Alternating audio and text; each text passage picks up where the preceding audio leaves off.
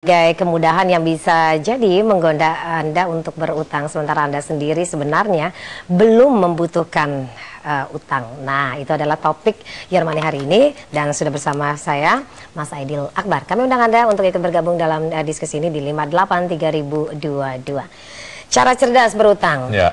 Gimana cara cerdas berutang? Padahal itu kan ada last option sebenarnya, kan, utang itu kan. Betul. Jadi balik lagi, kalau kita mau berutang, tadi itu adalah option ya. Kalau memang nggak butuh sekali, nggak butuh banget, ya jangan berutang. Satu. Terus kemudian kedua, kita juga mesti tahu kemampuan kita berutang, berapa plafon yang kita bisa ambil. Sebenarnya hitungan plafon bukan dari plafonnya, tapi justru dari kemampuan kita membayar cicilan, gitu ya. Nah, kemudian jangan juga terlena dengan, sekarang ini banyak kan institusi keuangan berlomba-lomba ya, mereka kayaknya over liquid, kayaknya kebanyakan uangnya mau bagi-bagi gitu kan.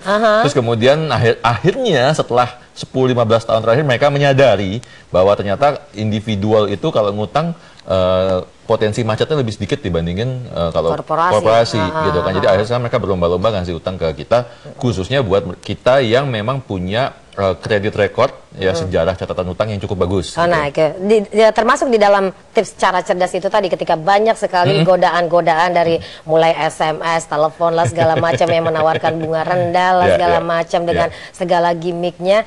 Padahal kita nggak butuh sekali untuk berutang itu, tapi akhirnya kita layanin juga gitu kan, telepon-telepon itu. Sebenarnya bagaimana ini menghindari ini tadi? Kalau gini, kalau saya secara pribadi sih, saya tidak akan pernah ambil hutang kalau memang saya nggak butuh, itu pasti ya. Kemudian kedua, kalau saya ambil hutang, biasanya untuk yang sifatnya memang produktif. So misalnya saya perlu pakai buat tambahan bisnis, karena kalau misalnya saya mau hutang bisnis atau mungkin memulai suatu bisnis yang baru, biasanya agak sulit kalau kita mau mulai, karena biasanya bisnis harus berjalan dulu setahun 2 tahun baru bisa mendapatkan utang ya. Nah, jadi untuk hal-hal yang sifatnya seperti itu oke. Tapi sekarang akhirnya banyak masyarakat yang ini yang harus dihindari, bahwa sebenarnya nggak butuh, terus tiba-tiba jadi kreatif gitu kan. Bu, ini ada 100 juta, bisa mau diambil nggak gitu kan?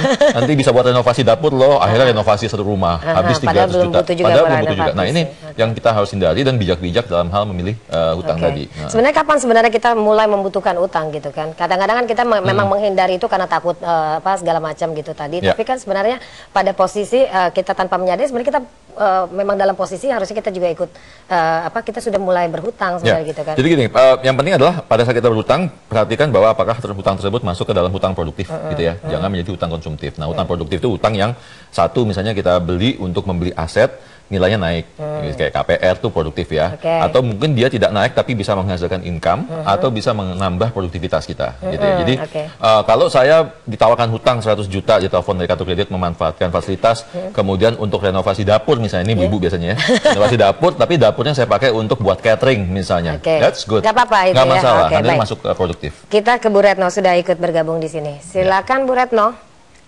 Iya, saya Retno dari Solo. Saya tanya ke Mas Aidil Akbar. Ya.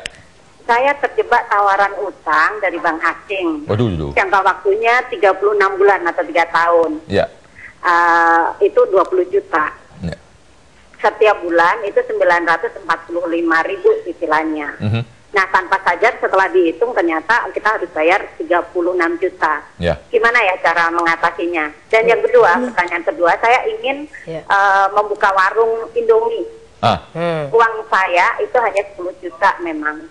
Kalau saya mau berutang, berapa dan kira-kira berapa tenor yang harus saya ambil? Ya, baik Bu Retno, terima kasih. Terima kasih Bu Retno. Jawabannya nanti selepas selingan ya. Dan bisa kami undang Anda kembali di 583022 untuk ikut diskusi dalam konsultasi keuangan Yermani.